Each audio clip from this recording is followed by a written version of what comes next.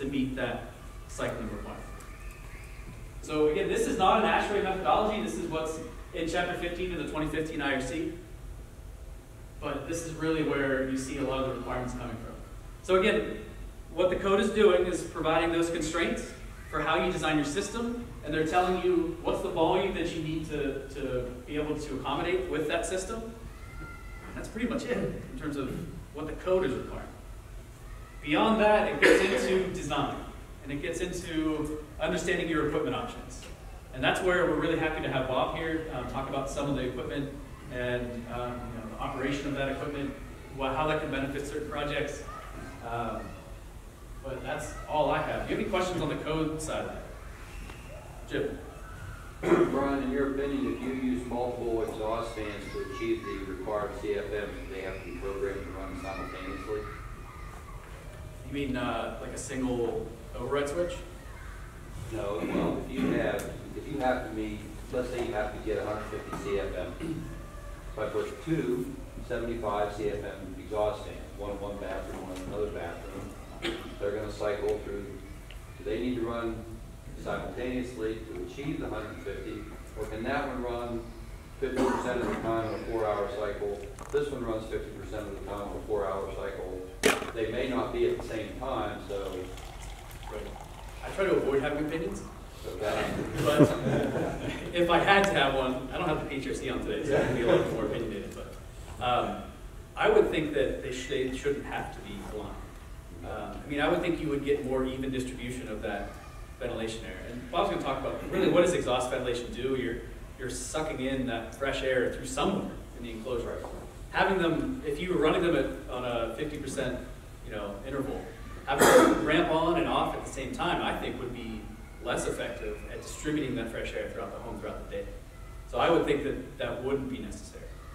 Hey Jim, can I just ask, when you say 150 CFM, are you saying that that's coming from this part of the table, Yeah. or is this after you apply a factor? No. If you needed, if you had started out with 75 CFMs continuous, Right. you're going to Okay. run them both 50% of the time. I need a total of 150. Right. So we've run into those occasionally. When we're learning as we go a little bit too. At first it seemed okay, and then it's like, well, we're really not getting 150 CFMs. There's probably going to be some overlap. I don't know. Just depends on how they're programmed. But I would agree with what Brian said then too, that yeah. staggering them for better distribution would make more sense, I think. But I like his answer. He tries not to have opinions. Okay. Brian, thank you very much. By the way, Brian said that all in so much more comprehensible a way than my slides would have ever allowed me to do, and I really appreciate Brian's contribution there.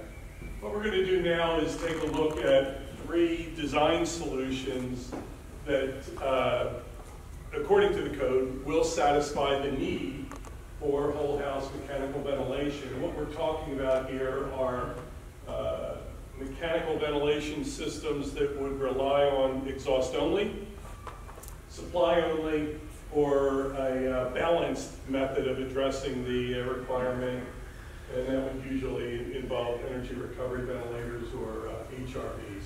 So the first thing we'll take a look at is exhaust only. Exhaust only would involve multiple or single fans, and in this diagram what you're seeing is a very simple sketch of a home, and what would qualify in this case would be something as simple as bath exhaust.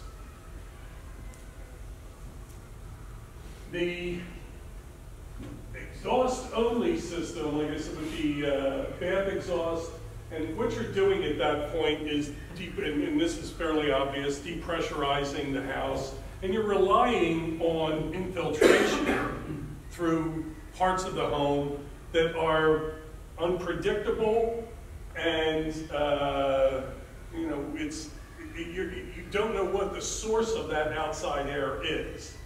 But that is the way it is allowed or accepted. We can't have opinions. Jim does know what we think. And Jim and I had a discussion the other day. again, I think the thing that we see maybe more than that, and this also depends on what the volume of air you need to address in the first place is. So depending upon that factor, sometimes you'll see something as simple as a wall penetration with a barometric damper. At least you know then more what rate you're going to be. You're going to be guaranteeing the rate of makeup air that's being required into that space as a result of the exhaust-only fans that you're incorporating. And this is an example of a programmable bath fan that would allow you to do the intermittent exhaust that is required if that's the direction you want to go in. But again, just to review that, what you're doing is, if we're talking about the use of a wall penetration with a barometric damper, you're bringing raw air, raw unconditioned air into the space. And you're doing it continuously or intermittently at an even greater rate than what the continuous ventilation rate would require. I always like to engage. How many of you who are builders are using that method now? And how does it work out for you? We haven't had any problems that we're aware of. We're using both methods. It depends on what the customer wants. Both being balanced and exhaust only? Okay. Anyone else? How about HVAC installers? No one? Okay. So you're always going to have, as we kind of alluded to, you're always going to have to worry about how air infiltrates or filtrates through the house. So the options you have, as we mentioned, are bath exhaust, so master bath. Some of the considerations are going to be how air flows from the remainder of the house, and then also within bath exhaust fan, you're going to have noise issues. Whole baths might be a better way to access the rest of the house. It gives you more of a direct path for airflow through the house. Pros, it is simple. It's easily the most affordable option. So I guess we're talking about, in that case, what type of house we're building. What will the budget afford us? It is commonly used. As I mentioned before, the cons or the negatives here is the lack of control over where the air enters from, may not be evenly distributed, but you still, at any point, are going to have a manual override for that system. We'll take a look at what supply air only ventilation looks like. What we're showing you here is a mechanical device, a fan that will bring air in from the outside, and you have a choice of either just running it through. In this case, we're going to look at a horizontal air handler in an attic, and we're going to run air into the return side of that, and it will be distributed throughout the house. Anyone using that method at this point? So you're doing this where you're just using a supply fan. You look awfully familiar. We've met a couple times. Yeah. So you're just introducing outside air, and again, it's untreated outside air, right? Right. Right. How's that work for you? So far, so good. Okay. It's fairly simple because we activate it with the HVAC fan. Mm-hmm. When it activates, we can run that damper on a timer as well. So Okay. it seems to fit the application. All right. Obviously I have a dog, a self-confessed dog in this hunt. So, the thing that I look at there is, if you're going to the point of using a fan and a control, I look at it and say, why not get some benefit out of the energy recovery aspect of it? To me, it's different from the exhaust only. You're halfway to an ERD in that case. So, but thanks for the Can I comments. ask a quick question? So you have it, is it just when the HVAC system kicks on, or is that on a timer so it kicks on 25%? It's on the timer also because if the fan doesn't come on, Right. it has to have that. And is that integrated to the thermostat, or? Yeah, that was kind of my question. How do you control the percentage of time that you're actually using that? So in your case, 25%, you're using that first factor of 4 times whatever so you're getting into a fairly large volume of air in that case. thermostats, are you using the ones that have recirculation on? Yes.